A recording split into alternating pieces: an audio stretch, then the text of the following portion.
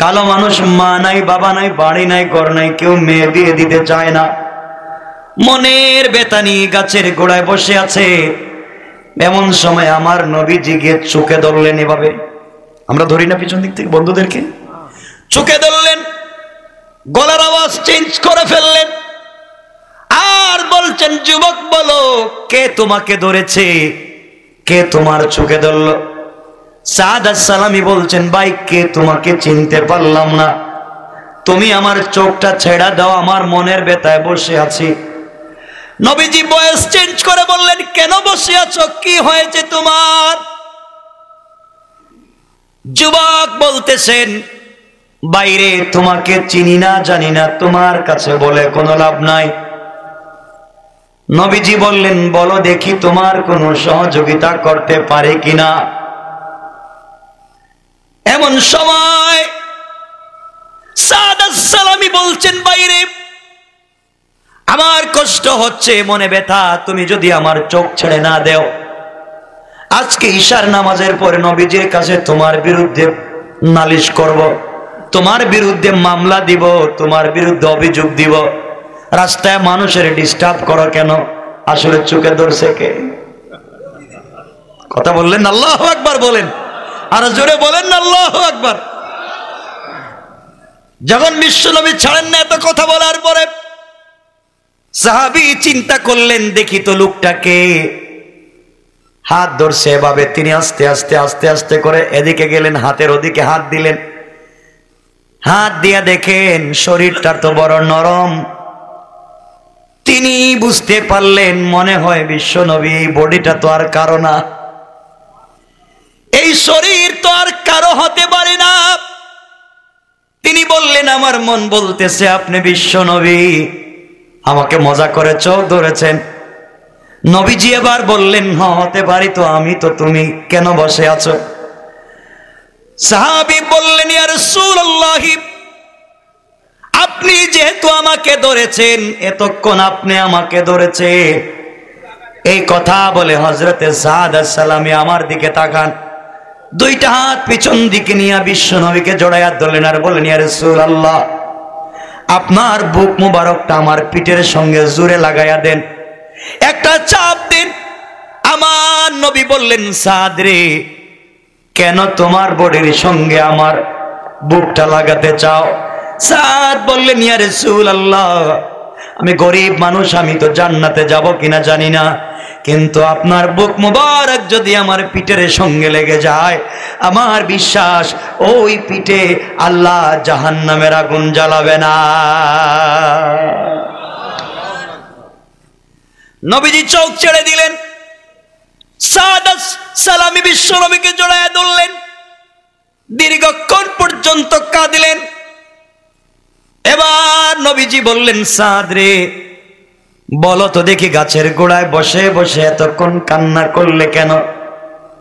সাদ বলছেন, ইয়া রাসূলুল্লাহ, কাঁদবো না, কত ব্যথা আমার মনে, আমার একটা বাড়ি নাই, ঘুমাবার একটা জায়গা নাই, মন চাইলে কিছু খাইতে পারি না, আপনার ঘরে যা পাই তাই তো খাই, আপনি কোনো জুব্বা দিলে আমি পরি, গরিব হওয়ার কারণে, ডাইস খারাপ হওয়ার কারণে কেউ ভাল লাগে না। আল্লাহর নবী বললেন, সাহাবী, তুমি কি বিয়ে করছো? ইয়া রাসূলুল্লাহ, আপনি কেমনে বললেন? আমার চেহারার দিকে তাকাইলে কোনো মেয়ে আমার দিকে তাকাবে তো অল আউট করবে, আমার দিকে তাকাবে না। দিনে দেখলে রাত্রে তো বেহুশ হয়ে যাবে, ভূত মনে করে। আপনি আমাকে বলতেছেন আমি নাকি বিয়ে করব? নবীজি বললেন, তোমার মনে কি একটু আশা নাই যে বিয়ে করার?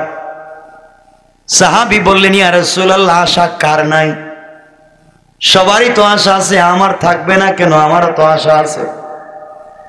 নবীজি আবার বললেন, যুবক, বলো তুমি কি বিয়ে করতে চাও? সাহাবী বললেন, ইয়া রাসূলুল্লাহ, আমার মতো কালো মানুষ যদি বলে বিয়ে করতে চাই, কেউ তো আমার কাছে মেয়ে বিয়ে দিবে না, তো আমি কি করব?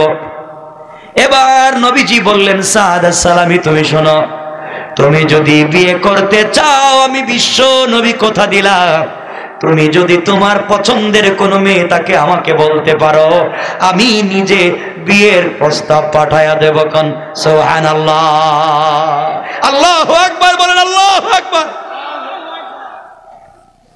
সাদ আস-সালামীর মুখে আবার হাসি। বিশ্বনবী আমার ব্যাপারে বিয়ের প্রস্তাব দিবে, এই পৃথিবীর কে আছে নবীজির প্রস্তাবকে ফিরিয়ে দিতে পারে? তাহলে তো আমার কপালে বিয়া। বহুত দিন পরে মনে হয় বিয়ে করার সুযোগ পাইলাম। নবীজি বললেন, সাদ তোমার কোনো মেয়ে পছন্দ আসেনি? সাদ বললেন, ইয়া রাসূলুল্লাহ আমি তো কোনো মেয়ের দিকে তাকাই নাই। এবার মনে করলেন নবীজি যেহেতু বলেছেন আমার কোনো পছন্দ আছে কি, তাহলে বললে ছোট কথা বলবো কেন, গরিবের মেয়ের কথা বলবো কেন, শ্যামলা মহিলার কথা বলবো কেন? আমি তো বলবো বিশ্ববিখ্যাত সুন্দরীর নাম, আমি তো বলবো দুনিয়ার সব থেকে ধনী বাবার মেয়ের নাম। আর নবীজি যদি বিয়ের প্রস্তাব দেয় আমার বিশ্বাস কেউ ফিরাইয়া দিতে পারবে না। সুবহানাল্লাহ, জোরে আওয়াজ করে পড়েন সুবহান। নবীজি বলেন, সাহাবী বলো কোন মেয়েটে পছন্দ আছে? আছে তো। নবীজি বলেন, তখন বললাম না, এখন দেখে আছে আছে তো, ভিতরে ভিতরে আছে, বলি না। নবীজি বলেন, আছে তাইলে বলো তো কোন মেয়েটা তোমার পছন্দ? হযরতে সাদ আস-সালামী বলছেন, ইয়া রাসূলুল্লাহ এই যে মদিনার সবথেকে বড় শিল্পপতি আপনার এক সাহাবী। কারণ হ্যাঁ ওই যে সাইদ, বলে হ্যাঁ ইয়া রাসূলুল্লাহ ওনার মাত্র একটা মাত্র মেয়ে, মেয়েটার উপাধি হুরে মদিনা, বিশ্ব সুন্দরী। সুবহানাল্লাহ। এত সুন্দরী নাকি হুর পৃথিবীতে নাই, জান্নাতে নাই। আল্লাহ নাকি মেয়েটাকে এত সুন্দর করে বানাইছে। পাবলিকের মুখে শুনি, আমার কি কপালে দেখার সুযোগ আছে? আমার দেখার কপালে সুযোগ নাই। আমার পছন্দে এই মেয়েরে বিয়ে করতাম। সুবহানাল্লাহ বললেন না? আরো জোরে পড়েন না সুবহানাল্লাহ। আরে বুখারী শরীফের হাদিস। বেচারা তো কালো, এর মধ্যে বেটে, নাক মুচা, চোখ ছোট, দাঁত বের হয়ে গেছে, ঠোঁট মোটা, পাও ফাটা, কথা ঠিক মতো বলতে পারে না। এর মধ্যে কালো তো জনমের কালো, বাড়ি নাই, ঘর নাই, কাপড়ও নাই, আর বিয়ে করতে চায় কারে? বিশ্ববিখ্যাত ধনীর বিশ্ব সুন্দরী মেয়েকে। না সুবহানাল্লাহ, এটা পকেটে রেখে দেন কেমন?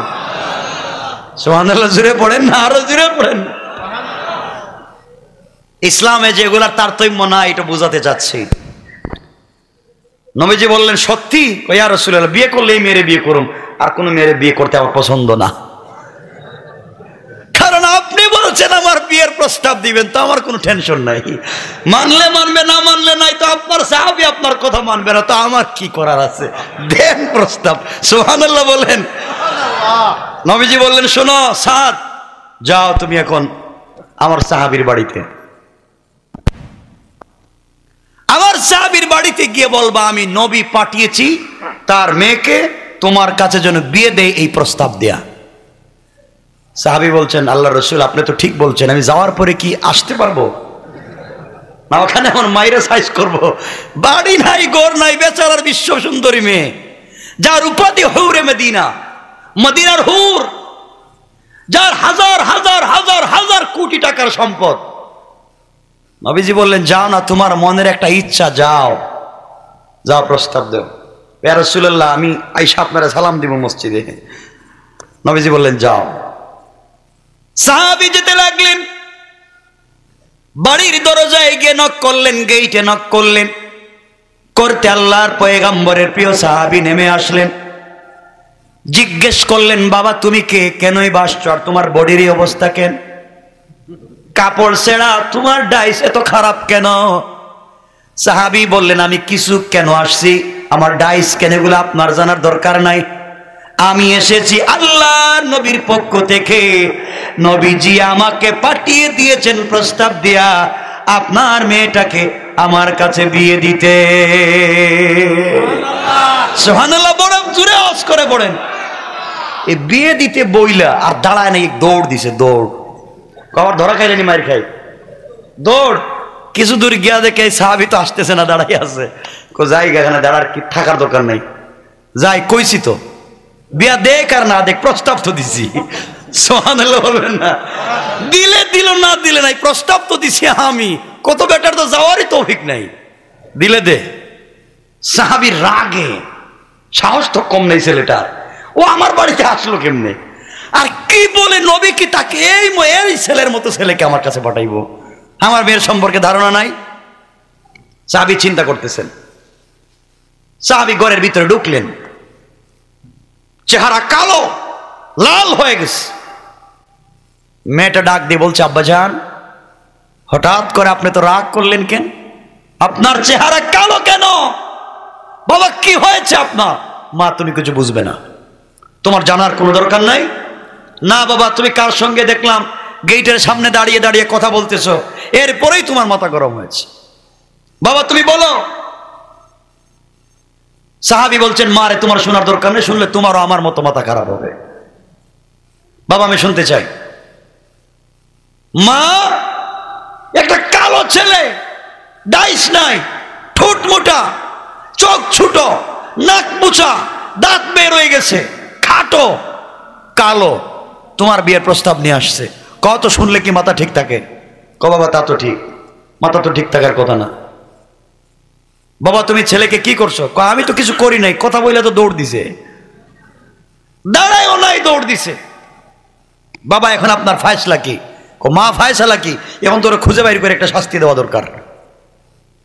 মেয়েটা বলছে, আব্বাজান আপনি যাই বলেন, আমি আমার কানে শুনলাম এই ছেলেটা এসে আপনাকে বলছে আল্লাহ রসুলের পক্ষ থেকে এসে নবীর পক্ষ থেকে বিয়ের প্রস্তাব দিয়েছে তার ব্যাপারে। বলেন এই কথা বলছে কিনা? মা বলছে তো, বলছে নবীজি নাকি তাকে পাঠিয়েছেন। মেয়ে ডাক দিয়া বলতেছে, আব্বাজান ছেলে কালো না ধলক আমি শুনতে চাই না, এই ছেলেটার টাকা আছে কি নাই আমি শুনতে চাই না, বাবা এই ছেলেটা সুন্দর না কালো আমার জানার দরকার নাই, বাড়ি ইথিওপিয়ায় নাকি নাইজেরিয়া আমি জানতে চাই না, নাকি আফ্রিকা কিছু জানতে চাই না, ছেলেটার বাড়ি আছে না গাড়ি আছে জানতে চাই না, ছেলের দুনিয়ার সম্পদ আছে না নাই আমি জানতে চাই না, আগে বলো ছেলেটা আল্লাহ রসুলের সাহাবী কিনা। বাবা তুমি বলো ওই যুবকটা বিশ্ব নবীর কাছে কোরআন শিখেছে কিনা, ঈমান এনেছে কিনা? বাবা বলছেন, মা অবশ্যই ছেলেটা ঈমানদার নবীজির সাহাবী। মেয়ে ডাক দিয়া বলছে, আব্বাজান ছেলে সুন্দর না কালো আমি জানি না, টাকা পয়সা আছে কিনা জানি না, আমি কথাবার্তায় বুঝতে পারলাম যেই যুবকটাকে বিশ্ব নবী পাঠিয়েছেন নিশ্চয় এই যুবকের প্রতি আমার নবীজি সন্তুষ্ট, না হলে তাকে আমার বাড়িতে পাঠাতেন না। যেই যুবকের প্রতি আল্লাহর পয়গম্বর সন্তুষ্ট, আমার দৃঢ় বিশ্বাস ওই যুবকের প্রতি আল্লাহ সন্তুষ্ট, আর যেই যুবকের প্রতি আল্লাহ তার রাসূল সন্তুষ্ট হয়ে যায় তার জন্যে আল্লাহ জান্নাত ওয়াজিব করে দেয়। বাবা দুনিয়ায় কয়েকদিনের আনন্দের জন্যে যুবক কি তার কি আছে আমি জানতে চাই না, নবীজি যেহেতু মনোনীত করেছেন আমি বিশ্ব সুন্দরী হতে পারি, আমি মদিনার সবথেকে বড় শিল্পপতি বাবার মেয়ে হতে পারি, কিন্তু বিশ্ব নবী মনোনীত করেছেন আমি ওই ছেলেকে বিয়ে করে তার হাত ধরে ধরে আল্লাহর তৈরি জান্নাতে যেতে চাই। আল্লাহু আকবার। বাবা বলছে, মা তুমিও রাজি? বাবা শোনো, শুধু রাজি না, তুমি যদি ছেলেকে না এনে প্রস্তাব ঠিক মতো ঠিক না করো আমি নিজে নবীজির সামনে হাজির হয়ে যাব, আমি প্রাপ্তবয়স্ক মেয়ে, আমি নবীজিকে বলবো ইয়া রাসূলুল্লাহ আপনি প্রস্তাব করেছেন আমি রাজি। বাবা আমি কাউকে শুনতে চাই না, ছেলের ভিতরে আছে কোরআন, ও 30 পারা কোরআন আছে, এই বুকের সঙ্গে তো রসুলের বুকটা লেগেছে, এই হাত তো রসুল ধরেছেন, এই যুবক তো রসুলের প্রিয়, আমার বিশ্বাস কিয়ামতের দিন ও যখন রসুলের সামনে দাঁড়াবে তখন ওর হাতে ধরা থাকবো আমি নবীজির সামনে দাঁড়াতে পারবো। সুবহানাল্লাহ। দুনিয়া চাই না। চিন্তা করতেছেন কি সেও কেমন ছিল রাসূলের আদর্শ, সাহাবায়ে কেরাম কেমন ছিলেন। আমার বন্ধুগণ, এক পর্যায়ে সাহাবী আশ্চর্য হয়ে গেলেন, লজ্জিত হয়ে রাসূলের পাকের দরবারে গেলেন। নবীজির দরবারে চলে যাচ্ছেন ওই সাহাবী, গিয়ে নবীজির কাছে মেয়ের বিয়ের প্রস্তাবের ব্যাপারে কথা বলবে। ওই জায়গায় সাদ আস-সালামী নবীজির কাছে বসা। যখন দেখলেন বিশ্ববিখ্যাত ধনী সাহাবী আসতেছেন, সাদ আস-সালামী নবীজিকে বলছেন, ইয়া রাসূলুল্লাহ, ইয়া হাবিবাল্লাহ, ওই যার মেয়ের বিয়ের প্রস্তাব দিয়েছিলাম ও আসতেছে, মনে হয় আমাকে মারবো, আমি গেলাম। সুবহানাল্লাহ বলেন না। ইয়া রাসূলুল্লাহ, আমি গেলাম। নবীজি বলেন, বসো আমার সামনে, তোমার কেউ মারবে না, বসো। সাহাবী আত-তাহিয়াতুর সূরাতে বসে আছে নবীজির সামনে। ধনী সাহাবী গিয়া বললেন, ইয়া রাসূলুল্লাহ, এই যুবকটাকে কি আপনি পাঠিয়েছেন আমার মেয়ের বিয়ের প্রস্তাব দিয়া? নবীজি বললেন, হ্যাঁ অবশ্যই আমি পাঠিয়েছি, কেন, তোমার কি পছন্দ হয় নাই? নবীজি বলছেন, আল্লাহর পয়গম্বর, আমার পছন্দ হলো কিনা জানি না, আমার মেয়েও রাজি, আমিও রাজি, আমার স্ত্রীও রাজি, আপনি বিয়ে পড়াইয়া দেন, আপনি অভিভাবক, আমার বিশ্বাস কিয়ামতের দিনেও আপনি আমার মেয়ের অভিভাবক। কোন সুবহানাল্লাহ। বিয়া এখন তো সাদ আস-সালামী মুসকে মুসকে হাসতেছে, কথা ঠিক আছে, তো তাহলে হইছে আজকে জায়গা মতো। নবীজিকে বলছে, ইয়া রাসূলুল্লাহ, কি বলছো? ও কেমনে, তোমার আব্বা? ও কেন? কথালে কি রাজি হয়ে গেছে? রাজি তো। কথালে আমি রাজি, আপনি দেন না, কালিমা পড়াইয়া দেন। নবীজি বলে, তো সোজা না বিয়া করা, মোহর আসেনি, মোহর টাকা আসেনি, মোহর দেওয়া লাগবে। মোহর মানে কি? বিয়ে করতে টাকা লাগবে না? লাগবে তো। কত টাকা ছাড়া কেমনে বিয়ে করবা? আমি কি জানি, আপনি না আমার অভিভাবক, বিয়ের প্রস্তাব কি আমি দিছি? তো আপনি বিয়ের প্রস্তাব দিয়েছেন, টাকা পয়সা কি লাগবে তা আপনি জানেন, আমি জানি না। সুবহানাল্লাহ বললেন না। রাসূল বলেন, আচ্ছা বুঝলাম, তোমার বিয়ের প্রস্তাব আমি দিছি, টাকা মোহরের ব্যবস্থা আমি করে দেব, কিন্তু ওই যে আলতা আলকাতরা লিপস্টিক জুতা মোজা লাগবে, তো টাকা আছে? মানে কি, আপনি অভিভাবক মানুষ, আমার সবকিছু আপনি দেখেন, তো কাপড় চোপড় লাগলে তো আপনি ব্যবস্থা করে দিবেন। নবীজি বলেন, এমন বিয়া তো জিন্দেগি তো করাই দিই নেই, সব যে আমার উপরে। আচ্ছা শোনো, বিয়ে করার পরে বউ নিয়ে যে থাকবা, বাড়ি কই, ঘর আসেনি? ঘর কি, আপনি অভিভাবক, যিনি দায়িত্ব নেয়, দরকার হলে তিনি ঘর থেকে বাইরে আমার জায়গা করে দিবে।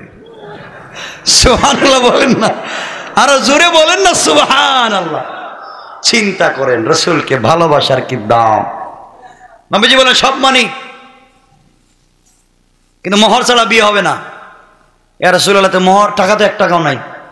নবীজি বলেন, যাও, আমার এক সাহাবীর নাম সাইয়্যিদ ইবনে আব্দুর রহমান, হাজার হাজার কোটি টাকার মালিক, তুমি তার কাছে গিয়ে আমার সালাম দিয়ে বলবা 200 দিরহাম দিতে, 200 টাকা। গেলাম, সাইয়্যিদ ইবনে আব্দুর রহমানের বাড়িতে গেলেন সাদ আস-সালামী। আল্লাহর নবীর পক্ষ থেকে সালাম দিয়ে বললেন, নবীজি বলেছেন আমাকে 200 দিরহাম দেওয়ার জন্য। সাইয়্যিদ ইবনে আব্দুর রহমান চিন্তা করলেন, নবীজি 200 দিরহাম বলছেন, কেমনে দেই? যা বলছেন তা তো দেওয়া যায় না, নবীজির সম্মান ঠিক থাকবে না। নবীজি যা চাইলেন আমি আরো বাড়াইয়া দিলাম। 200 দিরহাম নিয়ে আসছে, এসে ইয়া রাসূলুল্লাহ নেন। নবীজি বললেন, 200 টাকায় বিয়ে হবে না, আরো টাকা লাগবে। ও এখন কার কাছে যাইব? আমার আরেকজন সাহাবী, যার নাম উসমানে গনি, আল্লাহু আকবার, তার কাছে যাও, যার দিকে তাকালে ফেরেশতারা লজ্জা পায়, যার দিকে তাকালে ফেরেশতারা লজ্জা পায়। আমার 2 মেয়ের জামাই, এত সম্পদ আল্লাহ তাকে দিয়েছেন, যা দে সব তো দান করে দেয়। তুমি তার কাছে গিয়ে আমার সালাম দিয়ে বলবা 200 দিরহাম দিতে। সাদ আস-সালামী হযরতে উসমান গনির কাছে গিয়ে বলছেন, নবীজি বলছেন 200 দিরহাম দিতে। তিনি বললেন, নবীজি 200 দিরহাম বলছেন, এটা দেওয়া তো কেমন হয়ে যায়, আমি আরো কিছু বাড়াইয়া দিলাম। সুবহানাল্লাহ বলেন না। 400। নবীজি বললেন, যাও টাকা পাইছো তো 400, ইয়া রাসূলুল্লাহ এত টাকা দিয়ে কি করবো? বলে 400 টাকা তোমার মোহর। ঠিক আছে মানি। নবীজি বলেন মোহর দিলেই তো হবে না, এখন কাপড় তো কিনা লাগবে, বউ উঠে আনতে গেলে কাপড় লাগবে না? কথা কেন এরা মানে বিয়া মনে হইতেছে কেউ বিয়া করে না এখানে, সব কত কিছু লাগে না? নবীজি বলছেন আরো কত কিছু লাগবে। কত কিছু লাগবে এখন কার কাছে পাঠাইবেন? খালি মানুষের কাছে কাছে যাইতেছি, যাইবে এরপরে তো বিয়ে করা লাগবে। সমস্যা নাই সাহাবী, তোমাকে এমন একজনের কাছে এখন পাঠাচ্ছি, এতক্ষণ তো ধনী মানুষের কাছে পাঠাইছি, ধনী মানুষের টাকা আনছো, আর এখন আনবা বরকতি টাকা, বরকতি। সুবহানাল্লাহ বলেন না? একবারে পুরা যে টাকাটা আনবা এটা শুধু টাকা না, এটা জান্নাতের টুকরা। ইয়া রাসূলুল্লাহ কার কাছে পাঠাইতেছেন? বলে আমার আরেক মেয়ের জামাই, গরিব, তার নাম আলী। সুবহানাল্লাহ বলেন? যাও আলীর কাছে, আমার কথা গিয়ে বলবা 200 দিরহাম দিতে, তোমাকে দিবে। সুবহানাল্লাহ কোন? আলী ধনী না গরিব? কথা বলেন না? খালি গরিব, একেবারে গরিব। কিন্তু গরিব হলে কি হবে? আল্লাহর রাসূলের নাম শুনলে, আল্লাহর নাম শুনলে সব দিয়া দেয়। সুবহানাল্লাহ কোন? কথায় তো কথা চলে আসলো, তাহলে বলে দিই এখানে ছোট্ট একটা ঘটনা। কষ্ট হবে? কষ্ট হচ্ছে? একটু হাত ওঠান দেখি, কার কার কষ্ট হচ্ছে? এতক্ষণ ওয়াজ করলাম, এত ওয়াজ করার পরে কষ্ট হয়? ও তো 12:30 হয়ে গেছে, না 12:30 হয়ে গেছে, অনেক লম্বা হবে, আর লম্বা করা যাবে না।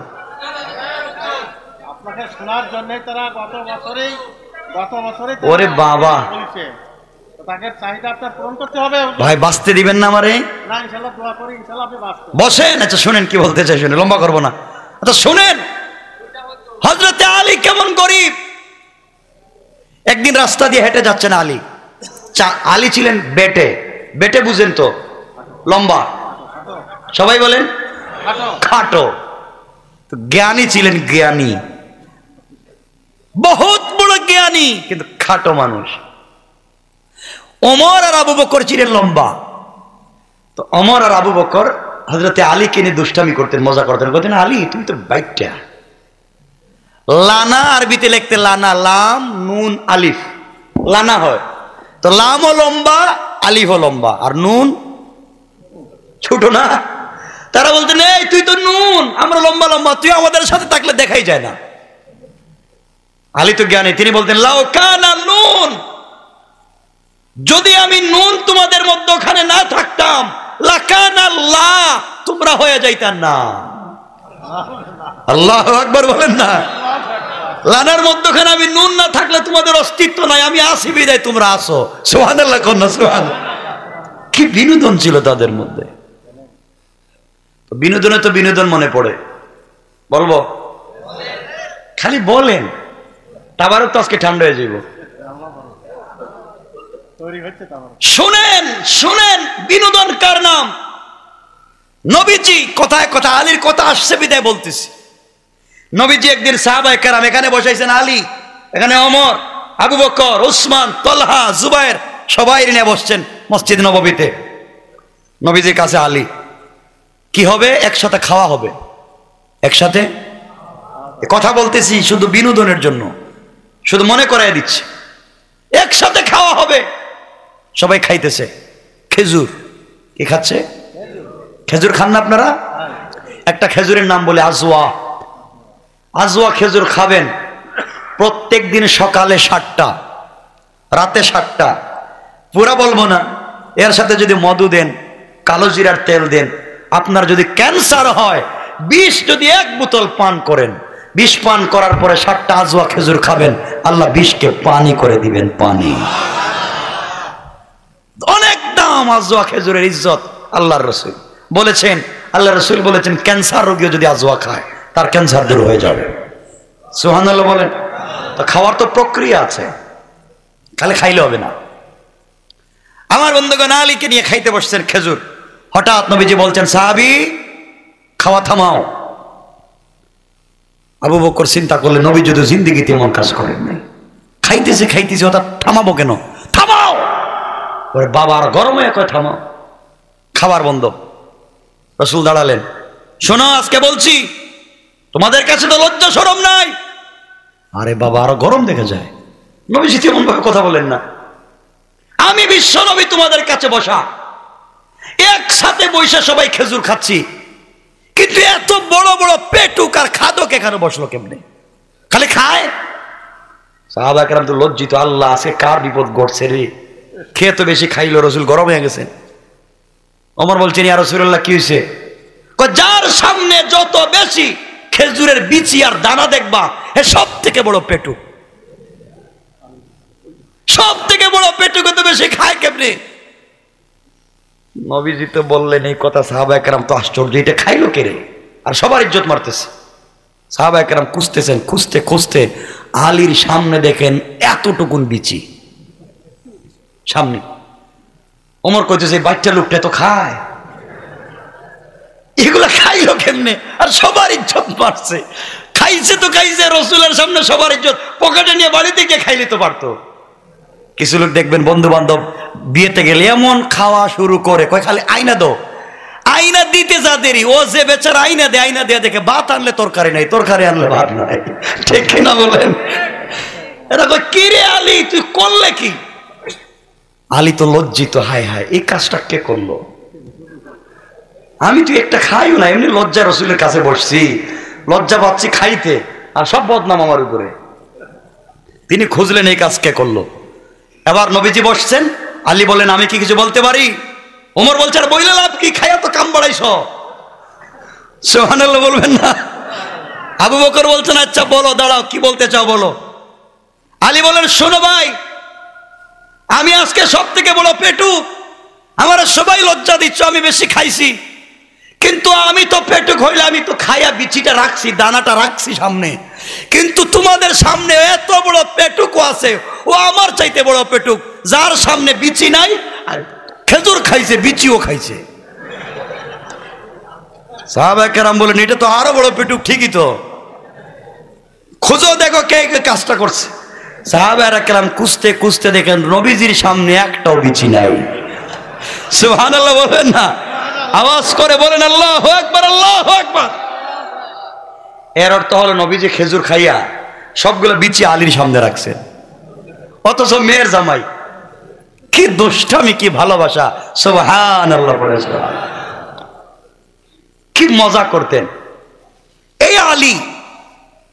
ঘর থেকে বের হয়ে চাদর মোড়া দিয়া রাস্তা দিয়ে হাঁটতেছে একা একা, একা একা সকালবেলা। নবীজি মসজিদে, আমি হাসান হুসাইনের বাপ, আমি আখেরি জামানার পয়গম্বর বিশ্ব নবীর মেয়ের জামাই, নবীকে আমি চিনি না। সুবহানাল্লাহ বলবেন না? কালি চাদর খুলো, হাঁটো কেন কও। ইয়া রাসূলুল্লাহ, যাচ্ছে কি জানেন? 3-4 দিন থেকে ফাতেমার জ্বর, জ্বর কমেই না। এর মধ্যে আজকে 4 দিন ধরে ঘরে খাবার নাই। রাস্তায় বের হয়েছি, দেখি কোনো কাজ কাম পাইনি। কাজ যদি পাই, কাজ করে কিছু পাইলে নিয়ে ঘরে নিয়ে খাওয়াবো।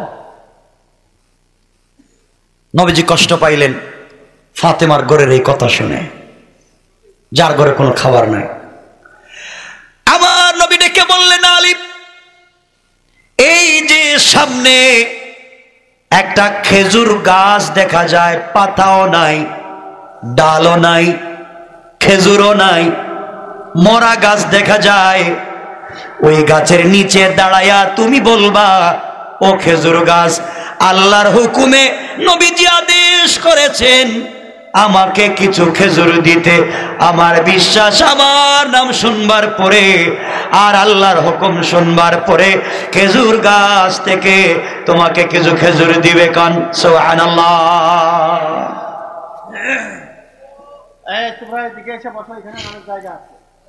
আমার বন্ধুগণ, হযরত আলী গেলেন, যাওয়ার পরে দেখেন গাছে তো খেজুর নাই, পাতাও নাই, ডালও নাই, মরা গাছ।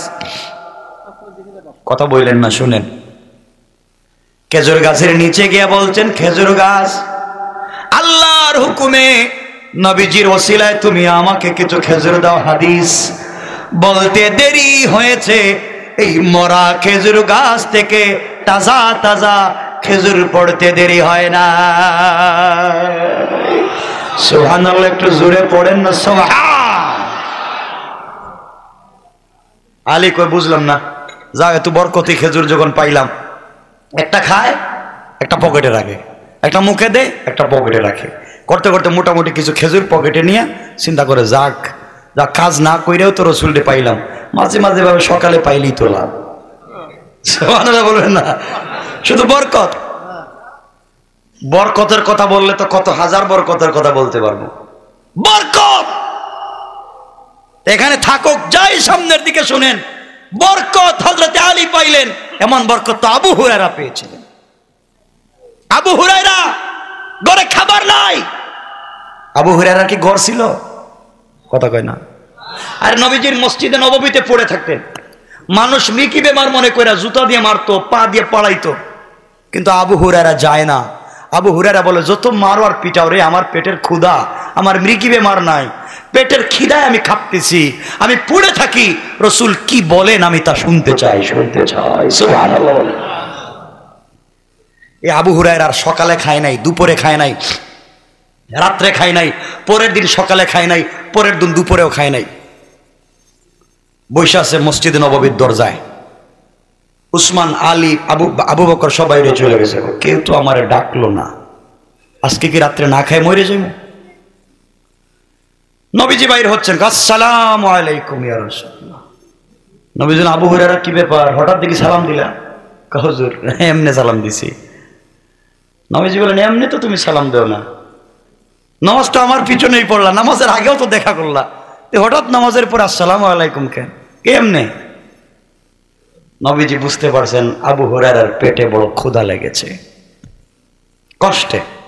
আবু হুরায়রাকে বলেন, আবু হুরায়রা শোনো, তুমি এখানে বসে থাকো,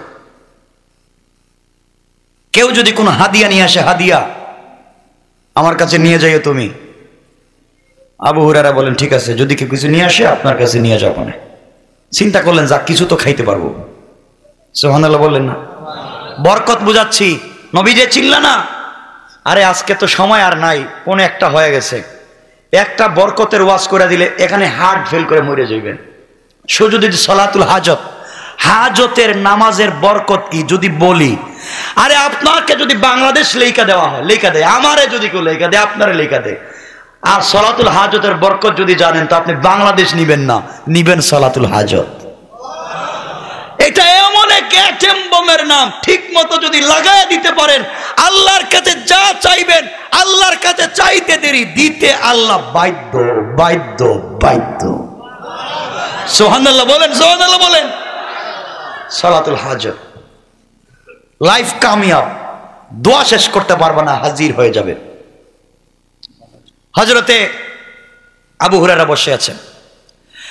আমার বন্ধুগণ, সন্ধ্যার সময় একজন মহিলা 1 গ্লাস দুধ নিয়ে এসেছে।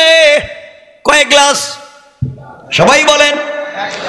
1 গ্লাস দুধ নিয়ে এসেছে, আর বলছে, আবু হুরায়রা, বিশ্ব নবী কোথায়? নবীজি ঘরে আছেন। আমার প্রথম ছাগলের দুধ আমি নিয়ে এসেছি বরকত হাদিয়ার জন্য বিশ্ব নবীর কাছে। 1 গ্লাস দুধ আমার নবীজিকে হাদিয়া করে দিলাম। ঠিক আছে, আমি নবীজির কাছে পৌঁছায়া দিব। আবু হুরায়রা এবার চিন্তা করে, 1 গ্লাস দুধ আমি যদি নবীরে দেই, তাহলে আমি খামো কি? সুবহানাল্লাহ বলবেন না? 1 গ্লাস মাত্র দুধ, কিন্তু নবীজিকে না জানাইয়া কেমনে খাই? এটা তো বেইনসাফি। ডাক দিলেন, ইয়া রাসূলুল্লাহ, ইয়া হাবিবাল্লাহ। একজন মহিলা 1 গ্লাস দুধ হাদিয়া নিয়ে এসেছে। নবীজি বলছেন, আবু হুরায়রা, দুধ এখানে রাখো। ইয়া রাসূলুল্লাহ, রাখতে পারি, কিন্তু আমার পেটে বড় ক্ষুধা। নবীজি বললেন, আবু হুরায়রা, এক কাজ করো, আসহাবে আহলে সুফার মধ্যে কারা আছে দেখো। আমার এই মাদ্রাসার মধ্যে কতগুলো ইতিম ছাত্র আছে, ঘর নাই বাড়ি নাই, কারা আছে দেখো। আবু হুরায়রা বললেন, ইয়া রাসূলুল্লাহ, কেন? নবীজি বললেন, আবু হুরায়রা, একজন মহিলা 1 গ্লাস দুধ নিয়ে আসছে হাদিয়া। আর আমার মাদ্রাসার এতিম বাচ্চারা খাবে না, আমি একা খেয়ে ফেলবো, এমন বেইনসাফ নবী আমি না। গনে দেখো কয়জন আছে, সবাইকে নিয়ে খাবো। আবু হুরায়রা বলছেন, ইয়া রাসূলুল্লাহ, এক গ্লাস মাত্র দুধ, আমি টান দিলে তো আমার জিহ্বাই ভিজবে না, আর এতজন লোকরে কেমনে খাওয়াবেন? সুবহানাল্লাহ। সবাই বলেন না সুবহানাল্লাহ। যাও কই না আসো, কয়জন দেখো। দুইটা রিওয়ায়াত, কেউ বলছেন 80 জন, কেউ বলছেন 73 জন। আবু হুরায়রা কয়, ইয়া রাসূলুল্লাহ 70 উপরে। কয় সবগুলার লাইন ধরে বসাও। তাহলে কি করবো? কয় দুধ খাওয়াইতে হবে, এক ফুটা করিও হবে না, সিরিজ দিয়ে দিলে এক ফুটা হবে না, এটা খাওয়ার যদি না খাওয়া বেলা। নবীজি আবু হুরায়রা লাইন ধরে বসাও। সবাই বসাইছেন। যাও, আমার হাত দিয়ে দিলে রসুল দিয়ে বলছেন, যাও সবাই রে পান করাও। ইয়া রাসূলুল্লাহ, আমি আগে খাই না। সুবহানাল্লাহ বলুন না। নবীজি বললেন, না, এটা সুন্নতের খেলাফ। যিনি বন্টন করেন তিনি খান না। সবাই খাওয়ার পরে থাকলে খায়, তাহলে থাকবেই না। আমার কপালে আজকেও খাবার নাই। এক গ্লাস দুধ আর 70 উপরে মানুষের বন্টন করলে আমি কি এটাকে চারটা খামো? নবীজি বললেন, আবু হুরায়রা যাও, বিসমিল্লাহ বলে দিও, সবাই যেন খায়। ভাই কথা বললেন না, জায়গা হচ্ছে না, আমি বুঝতেছি। আমার ভাইদেরকে গতবার বলছিলাম জায়গা বড় করার জন্য, কিন্তু জায়গা নাই। এদিকে আসেন, দিকে সামনে আসেন ভাই, দাঁড়ায় না কেউ, আসো সামনের দিকে, দেখো জায়গা করে না, এদিকে বসে যাও, আসো।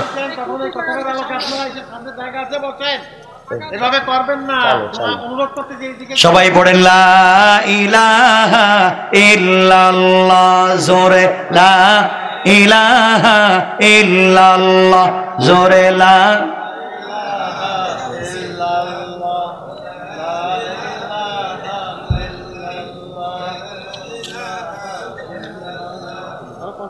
আমার বন্ধুগণ শুনেন, আবু হুরায়রাকে রাসূল বললেন, যাও বন্টন করো। আবু হুরায়রা গ্লাসে দেখতেছে কতটুকুন আছে দুধ, দেখা প্রথম সাহাবীর কাছে গিয়ে বলছে, ভাই নবীজি বলছেন বিসমিল্লাহ বলে দুধ পান করতে, কিন্তু সাবধান, 70 উপরে লোক, বুঝে শুনে খেয়েও। সুবহানাল্লাহ বলেন না, সুবহানাল্লাহ বলেন। বিসমিল্লাহ বলে আবু হুরায়রা দুধের গ্লাস দিলেন। আর মসজিদের এই কর্নার থেকে নবীজি ডাক দিয়ে বলেন, সাহাবী আবু হুরায়রা যে গ্লাস তোমার হাতে দিয়েছে, যতক্ষণ পর্যন্ত তোমার পেট না ভরবে ততক্ষণ পর্যন্ত গ্লাস মুখ থেকে খুলবা না। সুবহানাল্লাহ বলেন। আবু হুরায়রা, ইয়া রাসূলুল্লাহ, এক গ্লাস, আর পেট ভরবো কেমনে? নবীজি, আবু হুরায়রা থামো, দেখি কি হয়। ওই সাহাবী পান করলেন। নবীজি আবার বললেন, পান করো। আবার পান করলেন। নবীজি আবার বললেন, পান করো। পান করলেন। ওই সাহাবী বলছেন, ইয়া রাসূলুল্লাহ, আর পারি না, গলা পর্যন্ত দুধ চলে এসেছে, আর পান করা যাবে না। আবু হুরায়রা আরেকজনের কাছে দিবে, দেখে গ্লাস আগের জায়গায় আছে। একজন পান করলো, গ্লাস আগের জায়গায়। ওই সাহাবীরা কানে কানে কই, কি রে তুই মনে খাস নাই? কই খাইছি তো রে। কই তাহলে কমলো না দেখি? আমি জানি না, পেট তো ভরছে ঠিকই, কমে না কেন জানি না। কই তাহলে দেখি ওরে খাওয়াই কি হয়। হযরতে আবু হুরায়রা আরেকজনকে দিলেন, তিনিও পেট ভরে পান করলেন। গ্লাস দেখা যায় আগের জায়গায় আছে। এইভাবে আবু হুরায়রা খাওয়াতে খাওয়াতে 70 জনের ঊর্ধ্বে সাহাবীকে খাওয়ালেন। সবাই ইচ্ছে মতো পেট ভরে দুধ পান করলেন। আবু হুরায়রা তাকায়া দেখে মহিলা যেইভাবে দুধের গ্লাস দিয়েছিল তখনও এখনো ওইভাবে দুধের গ্লাস আছে। বরকত বুঝতেছেন?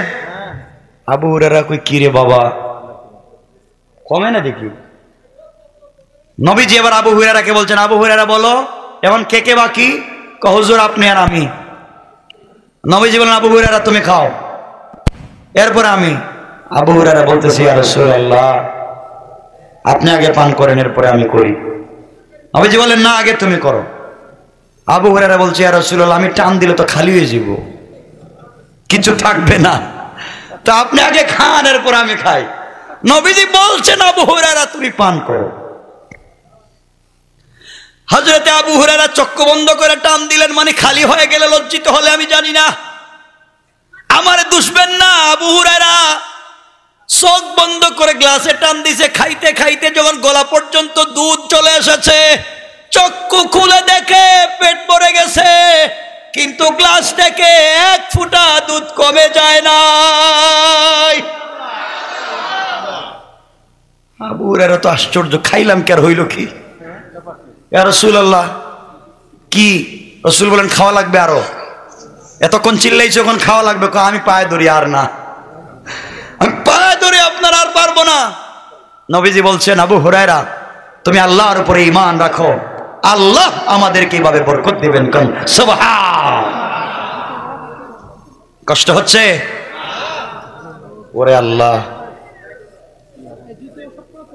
ভাই কথা একটু কম বলো ভাই।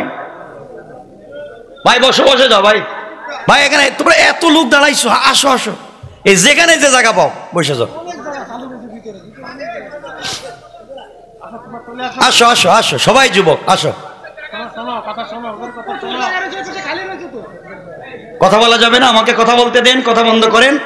আসো, একটু জায়গা করে নাও কষ্ট করে।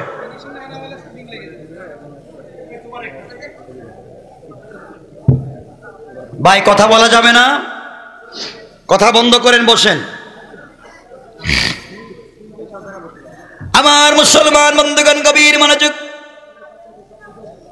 এটা হচ্ছে বিশ্ব নবীর বরকত। হযরতে আলী বলেন, নবীজিকে যদি এভাবে সকালে প্রতিদিন পাই তাহলে বরকতের অভাব নাই। খেজুর নিজে খাইলেন, পকেটে নিলেন, বাড়িতে গেলেন। কথা বন্ধ করেন।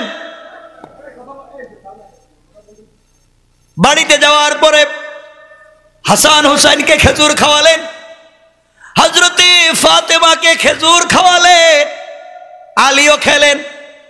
সবাই খেজুর খাওয়ার পরে দেখা যায় এখন পর্যন্ত অনেকগুলা খেজুর বাকি আছে। হযরতে আলী ফাতেমাকে বলছেন, ফাতেমা ঘরের ভিতরে তো এখনো খেজুর বাকি আছে, জীবনে তুমি আমার কাছে কিছু চাইলা না, বিয়ের এতদিন হয়ে গেল একটা জুতা চাইলা না, একটা কাপড় চাইলা না, জীবনে কোনোদিন কোনো চাহিদার কথা আমার কাছে পেশ করলা না। ফাতেমা তোমার মন কি চায় আমার কাছে আজকে বলো, আমি স্ত্রী হিসেবে তোমাকে, আজ আমি স্বামী হিসেবে তোমার চাহিদা পূরণ করব। হযরতে ফাতেমা বললেন, স্বামী আমার, আপনার কাছে আমি কিছু চাইতে চাই না, জানি আমি চাইলে আপনি দিতে পারবেন না, আপনি গরিব, আপনাকে লজ্জা দিতে চাই না। আপনার কাছে যদি আমি জুতার কথা বলি, কাপড়ের কথা বলি, ভালো একটা খাবারের কথা বলি, আপনি এনে দিতে পারবেন না, আপনি গরিব। আমি সবর করেছি, আমি ধৈর্য ধারণ করেছি, কিয়ামতের দিনে তোমার হাত ধরে আমি জান্নাতে গেলে আল্লাহ আমাদেরকে খাওয়াবে। স্বামীরে তোমাকে লজ্জিত করতে চাই না, কিছু চাইব না। এবার আলী ডাক দিয়া বললেন, ফাতেমা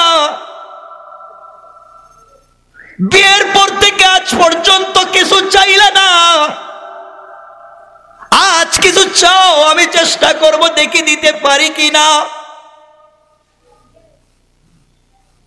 ফাতেমা বললেন, স্বামীরে তোমার কাছে কাপড় চাই না, জুতা মোজা চাই না, গাড়ি বাড়ি চাই না। আমি ফাতেমা কয়েকদিন থেকে ক্ষুধার যন্ত্রণা ছিল, আবার আমি জ্বর, অসুস্থ,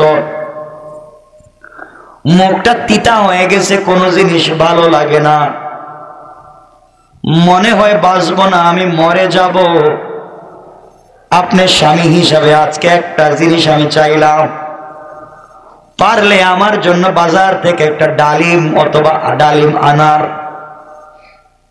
একটা ডালিম আপনি আমার জন্য বাজার থেকে কিনে আনবেন। আলী বললেন, ফাতেমা বিয়ের এতদিন হয়েছে, আজকে 2 সন্তানের মা তুমি, এতদিন পরে আমার কাছে মাত্র একটা ডালিম চাইলা। আর আমাদের স্ত্রী মা বোনেরা যদি আমাদের কাছে কিছু চায় ঠিক মতো দিতে না পারেন, হাই হিল জুতা, লেহেঙ্গা, সুন্দর সুন্দর শাড়ি আর 3 পিস যদি টাইম মতো দিতে না পারেন, বলবো বিয়ে করছিলা কেন, রোজা রাখলা না? তখন ঠিক কিনা? ঠিক না? মহিলারা আওয়াজ শুনতেছে, বাসায় গেলে ঠিক বুঝাইয়া দিব না, বদনাম করতেছেন। আমার বন্ধুগণ, হযরতে আলী বললেন, ফাতিমা বাজারে যাই, তোমার জন্য অবশ্যই একটা ডালিম আমি কিনে নিয়ে আসবো, খেজুর বিক্রি কইরা। বাইরে মনোযোগ দিয়ে শুনেন, হযরতে আলী বাজারে গেলেন, খেজুর বিক্রি করে একটা ডালিম কিনলেন, পকেটে ডালিমটা নিয়েছেন, বাড়ির দিকে আসতেছেন। মনের ভিতরে অনেক আশা, স্ত্রী কোনোদিন আমার কাছে কিছুই চায় নাই, জীবনের শুরুতে আজকে একটা ডালিম চাইছে, আমি দিতে পারতেছি। বাড়িতে নিয়ে ডালিমটা ভেঙ্গে আমি আমার স্ত্রীকে নিজের হাতে খাওয়াবো। কোন সুবহানাল্লাহ। হযরতে আলী ডালিম নিয়ে যখন বাড়ির দিকে যায়, আসমানের উপরে ফেরেশতারা বলা বলি করে, আয় আল্লাহ তাআলা এক ফেরেশতাকে বলে, ভাইরে নবীর সাহাবীদের এত মন বড়, তারা আল্লাহর রাস্তায় শুধু দান খয়রাত করে। আরেকজন ফেরেশতা বলতেছেন, যার আছে সেই দেয়, যার নাই হে দেয় না, থাকলে আল্লাহর রাস্তায় দান করে, না থাকলে দেয় না। আরেকজন ফেরেশতা বলছেন, থাকলেও দেয়, না থাকলেও দেয়। আল্লাহ ডেকে ডেকে বললেন, ফেরেশতারা ঝগড়া বিবাদ করে লাভ নাই, আমার এক গরিব গোলাম নবীজির প্রিয় সাহাবী আলী হাইটা যায়, 3-4 দিনের ভিতরে খায় নাই, গরিব মানুষ, কাছে একটা মাত্র ডালিম আছে, স্ত্রীর জন্য নিয়ে যায়। আমার এক গরিব গোলাম আলীর কাছে আমার নামে আল্লাহর ওয়াস্তে চায়া দেখো, দেয়নি। একজন সাহাবী চাদর মোড়া দিয়ে রাস্তার কর্নার দাঁড়াইয়া কাঁপতেছে। আলী যখন চলে যায়, সালাম দিয়ে জিজ্ঞেস করে, ভাই আলী ভালো আছেন? আছি তো। সালামের জবাব দিয়ে আলী যখন চলে যায়, মানুষের বেশ ধরে ফেরেশতা বলছেন, আলী একটা কথা বলতে চাই। কি কথা? ভাইরে আজকে 7 দিন হয়ে গেছে, আমার পেটে কোনো খাবার নাই, তুমি যদি আমাকে কিছু খাবার দাও তাইলে আমি খেতে পারবো। আলী ডাক দিয়া বললেন, ভাইরে তোমাকে দেওয়ার মতো আমার কাছে কিছু নাই। ফেরেশতা বলতেছেন, তোমার পকেটে তো একটা ডালিম দেখা যায়। সুবহানাল্লাহ। আমরা হইলে বলতাম, তোমার চোখে ঠাড়া পড়ছে, একটা ডালিম তুমি এটা দেখলা কেন? আলী ডাক দিয়া বললেন, ভাই আমার স্ত্রী বাড়িতে অসুস্থ, জীবনে বিয়ের পরে আজ পর্যন্ত কিছু চায় নাই, একটা মাত্র ডালিম চাইছে, নিয়ে যায়। ফেরেশতা বলতেছেন, ভাই আল্লাহ আমাকে দেওয়ার দরকার নাই, বুঝতে পারছি, আল্লাহর ওয়াস্তে যদি দেও তাইলে আমি নিব। এবার আলী দাঁড়িয়ে গেলেন আর বললেন, ভাই কে, তোমার পরিচয় কি? আমি আমার স্ত্রীকে ভালোবাসি, সন্তানদেরকে ভালোবাসি ঠিকই, কিন্তু আমার আল্লাহকে কত ভালোবাসি তুমি জানো না। তুমি আমার আল্লাহর নাম বলে বলছো আল্লাহর ওয়াস্তে, আল্লাহর নাম নিলে আমার আর ভালো লাগে না, দিয়ে দিতে মন চায়, কিন্তু একটা মাত্র ডালিম তোমাকে দিয়ে দিলে বাড়িতে গিয়ে কি জবাব দিব? আলী বললেন, ভাই একটা কাজ করি, ডালিমটারে 2 টুকরা করে ফেলি, 1 টুকরা তুমি খাও, 1 টুকরা বাড়িতে নিয়ে যাই। ফেরেশতা বললেন, থ্যাংক ইউ, খুব ভালো কাজ করছো। 1 টুকরা ডালিম পকেটে নিলেন, 1 টুকরা ডালিম ফেরেশতাকে দিলেন। মানুষরূপী ফেরেশতা বলতেছেন, ভাই আলী রে, তুমি যদি আমার পাশে বৈশা থাকো তাহলে তোমাকে দেখা ডালিমটা খাইলে আমার কলিজাটা ঠান্ডা হয়ে যাবে। আলী বসলেন। মানুষের বেশে ফেরেশতা এক টুকরা ডালিম খাওয়ার পরে ডাক দিয়া বলছে, আলী এক টুকরা ডালিম খাওয়াইছো, আমার কলিজার এক সাইড ঠান্ডা হয়ে গেছে, বাকি অর্ধেক যদি আমারে দিয়া দাও তো পুরা কলিজা ঠান্ডা হয়ে যাবে। আমরা হইলে কইতাম তো সাইজ করব। আলী বললেন, ভাই দেওয়া যাবে না, অর্ধেক তোমাকে দিয়েছি, অর্ধেক বাড়িতে নিয়ে যাই। ফেরেশতা বলছেন, না না, আমার জন্য না, আল্লাহর ওয়াস্তে তুমি যদি দেও আমি নিয়ে যাব। আলী বললেন, তুমি আবার আমার আল্লাহর নাম বললা, যাও তোমাকে বাকি অর্ধেকটাও দিয়ে দিলাম। এখন আলীর কাছে টাকাও নাই, খেজুরও নাই, ডালিমও নাই, আসেনি? কথা বলেন, কিছুই নাই। মনে আশা নিয়ে বাজারে আসছিলেন, বউরে খাওয়াবেন, কিছু নাই। আলী এক পা সামনে যায়, দুই পা পিছনে যায়। বাড়ি থেকে কি জবাব দিব? বাড়িতে গেলে স্ত্রী যদি বলে একটা ডালিমের কথা বলছিলে, মানতে পারলা না, বিয়ে করছিলা কেন? ঠিক না? হযরতে আলী আল্লাহর কাছে দোয়া করে, আল্লাহ তাআলা কোনোভাবে আজকে রাত্রটা আমি কাটাইয়া দেই, আগামী কালকে কাজ করে হলো ফাতেমার জন্য একটা ডালিমের ব্যবস্থা করব। রাত্রে কোনোভাবে যেন ফাতেমার ডালিমের কথা মনে না পড়ে। হযরতে আলী বাড়িতে গিয়ে দোয়া করেন, আল্লাহ ফাতেমারে দেখা যাচ্ছে হাঁটাহাঁটি করতেছেন ঘরের ভিতরে, আল্লাহ সব যদি মনে থাকে ওর ভিতর থেকে ডালিমের বিষয়টা ভুলাইয়া দাও। ঘরের ভিতরে গিয়ে সালাম দিয়া আলী ফাতেমাকে কথা বলার সুযোগ না দিয়া মাথায় হাত দিয়া দেখে জ্বর কমছে। আল্লাহ জ্বর যেহেতু কমছে, ডালিমের কথা মনে ভুলে গেছে। সুবহানাল্লাহ বললেন না? আলী ফাতেমার হাত ধরে বললেন, তোমার জ্বর, তুমি হাঁটাহাঁটি করো কেন, শুয়ে যাও। এই কথা বলে ফাতেমাকে শোয়াইয়া মাথার মধ্যে জলপট্টি দিয়ে বলতেছে, আল্লাহ ঘুমাইয়া যাক, কোনোভাবে ডালিমের কথা যেন মনে না পড়ে। হযরতে ফাতেমা যখন ঘুমিয়ে গেলেন, গভীর রাত্রে আলীও ঘুমিয়ে গিয়েছে।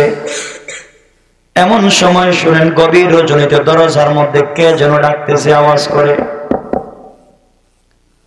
আলী ডাক দিয়া বললেন, কে? আনা সালমান ফারসি, আমি সালমান ফারসি। ভাই সালমান, এত রাত্রে তুমি আমার বাড়িতে কেন আসছো? দরজায় কেন নক করলা? সালমান ফারসি ডেকে ডেকে বলছেন, বাইরে আমি তোমার বাড়িতে এমনি আসি নাই, গভীর রজনীতে নবীজি আমাকে পাঠিয়ে দিয়েছেন, আল্লাহ তোমার জন্য জান্নাতুল ফিরদাউস থেকে এক ব্যাগ ডালিম পাঠাইয়া দিয়েছে। আল্লাহু আকবার। হযরতে আলী দরজা খুললেন। দরজা খুলবার পরে ঘরে নিয়ে গেলেন, ডালিম গুলা গনলেন। সালমান বলছেন, বাইরে আল্লাহ পাঠাইছে জান্নাত থেকে, নবীজি আমাকে দিয়ে তোমার বাড়িতে পাঠাইলেন। আলী একটা একটা করে ডালিম গনে 1 2 3 4 5 6 7 8 9। আলী বলতেছেন, ভাই সালমান মিথ্যা কথা বলবেন না, বলেন তো আপনি ডালিম গুলা কই পাইছেন, কে দিছে, কার গাছ থেকে আনছেন? কই বেয়াদবি মাফ করবেন ভাই, আমি জানি না, নবীজি দিয়েছেন তো আমি নিয়ে আসছি, আল্লাহ পাঠাইছেন। আলী বলছেন, না আমার আল্লাহ দিতে পারে না। কেন দিবে না? আলী বলছেন, আল্লাহ দিলে 9টা দিতে পারে না, আমার আল্লাহ যদি ডালিম দিতে হয় কম পক্ষে 10টা দেওয়া লাগবে। সুবহানাল্লাহ বলেন। সালমান বলছেন, কেমনে 10টা দিবে?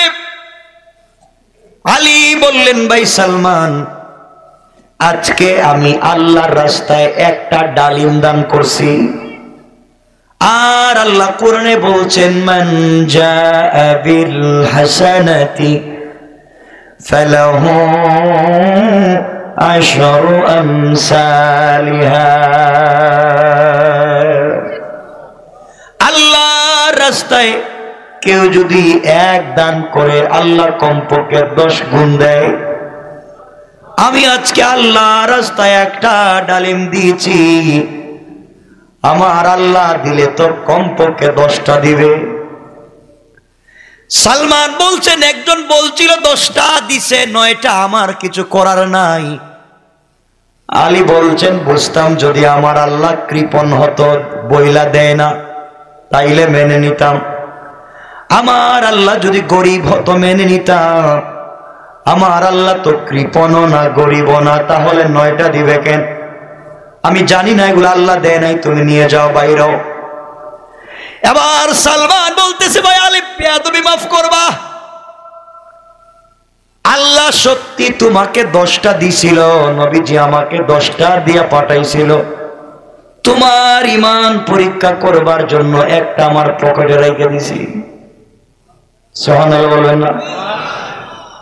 আমার পকেটে একটা রাইকা তোমাকে 9টা দিছিলাম, দেখলাম 9টা দিয়া বুঝ দেওয়া যায় না। আল্লাহর রাসূলের সাহাবীরা আল্লাহর রাস্তায় এক দিলে তারা বরকত হিসাবে 10ই বিশ্বাস করে, 9 বিশ্বাস করে না। ঠিক কিনা বলেন? কি বরকত! বরকতের ওয়াজ করলে তো রাত শেষ ভাই, রাত্র 1টা। আর করেন কি কোন? আর লম্বা করা যাবে না। শুনেন না, আর আমি কি মেশিন? এতক্ষণ কথা বলা ঠিক না মাইকে। শুনেন আমার বন্ধুগণ, এই আলী যার কাছে বরকতের 10টা ডালিম আসছে, এই আলীর কাছে বিশ্বনবী সাদা সালামীকে পাঠাইছেন 200 দিরহামের জন্য। মনে আছে নি? কথা বলেন, মনে আছে? এই আগের জায়গায় সাদা সালামী আলীর কাছে এসে বলছেন আলী নবীজি বরকতি 200 টাকা দিতে বলছে। আলী বলছেন সত্যি নবী পাঠাইছেন? হ্যাঁ পাঠাইছে। তো হযরত আলী 200 দিরহাম দিলেন, আরো বাড়াইয়া দিলেন। নবীজির কাছে টাকা নিয়ে আসলেন, ইয়া রাসূলুল্লাহ যা আলী দিছে। নবীজি বলেন 400 টাকা তোমার মোহর, আর এই 200 টাকা নিয়ে বাজারে যাও। বাজারে গিয়ে তোমার মন মতো কাপড় কিনবা, জুতা মোজা কিনবা, কিনে স্ত্রীকে তোমার বাড়িতে উঠে আনবা, যাও। কথা শুনতেছেন? আমার কথার মূল উদ্দেশ্য ছিল সাহাবায়ে কেরাম জীবন যৌবন দিয়ে রাসূলকে কতটুকুন ভালোবাসতেন, নারীরা এবং পুরুষেরা। আগে 2টা ঘটনা বলেছি নারীদের, মনে পড়ে? আর এখন বলতেছিলাম পুরুষদের। হযরতে সাদা সালামী রাসূলের কাছ থেকে বিদায় নিলেন, বাজারে গেছেন টাকা নিয়ে। সাদা সালামী বাজারে চলে গেলেন, মনের ভিতরে বড় আশা, মদিনার বিশ্ববিখ্যাত শিল্পপতির বিশ্ব সুন্দরী মেয়েকে বিয়ে করেছি, সুন্দর জামা কিনা লাগবে, বাড়িতে উঠাই আনা লাগবে। বাজারে যখন ঢুকে গেলেন, কাপড় দাম দর করতেছেন, ক্রয় করবেন।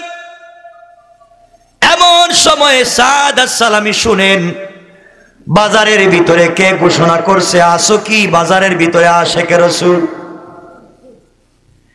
এই বাজারের ভিতরে আশিকে রাসূল কেউ আছো? থাকলে বের হয়ে যাও। আল্লাহ রাসূলের সঙ্গে কাফেরের যুদ্ধ শুরু হয়ে গেছে। আল্লাহ রাসূলের সঙ্গে কাফেরদের মারামারি লাগে গেছে।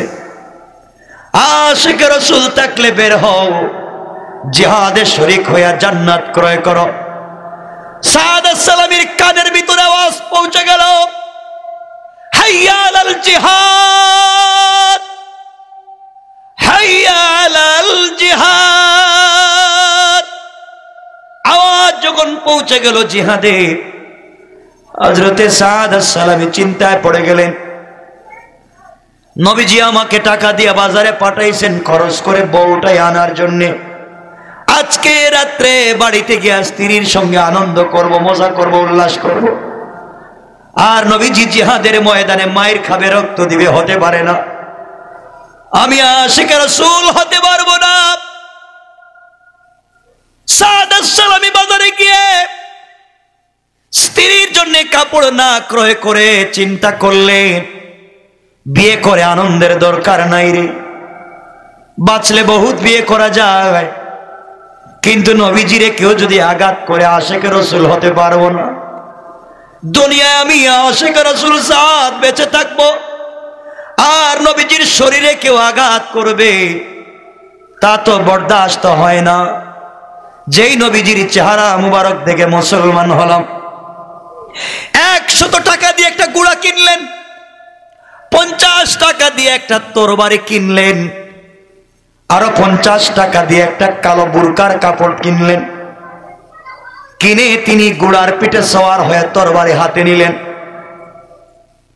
কালো কাপড় দিয়ে মাথা থেকে পা পর্যন্ত ডাইকা চোখ দুইটা বাহির করছেন, আর বলতে লাগলো, আল্লাহ, কালো কাপড় দিয়ে শরীরকে ঢেকে দিয়েছি, নবীজি যেন কোনোভাবে আমাকে চিনতে না পারে। নবীজি চিনলে আমাকে বের করে দিবে, আমাকে জিহাদ করতে দিবে না, বলবে স্ত্রীকে উঠে আনো। কিন্তু আমি তো আশিক রাসূল হতে পারবো না, আশিক রাসূলের প্রমাণ দুনিয়ায় দিতে পারবো না।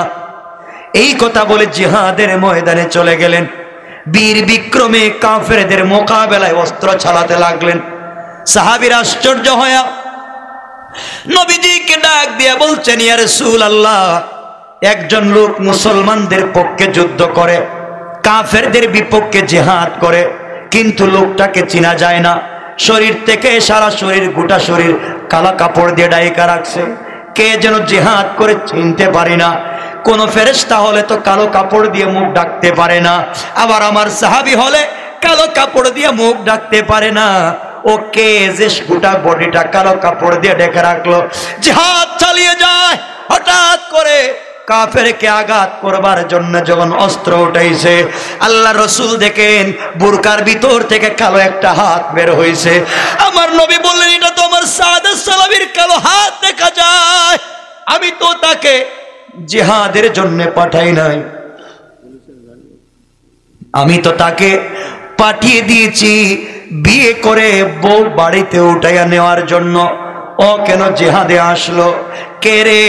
আমার বন্ধুগণ, সংক্ষেপ কথা, এক পর্যায়ে যুদ্ধ শেষ হয়ে গেল। মুসলমান কারা জখম হয়েছে, কারা আঘাত প্রাপ্ত হয়েছেন, কারা শহীদ হয়েছেন খবর নিতে লাগলেন। খুঁজতে খুঁজতে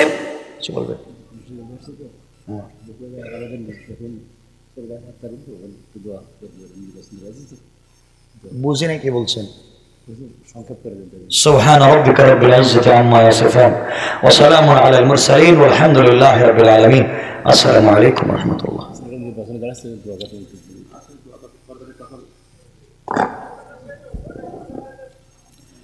اللهم صل على محمد وعلى ال محمد كما صليت وسلمت على ابراهيم وعلى ال ابراهيم انك حميد مجيد. استغفر الله ان الله غفور رحيم. استغفر الله الذي لا اله الا هو الحي القيوم واتوب اليه لا حول ولا قوه الا بالله العلي العظيم. اللهم امين.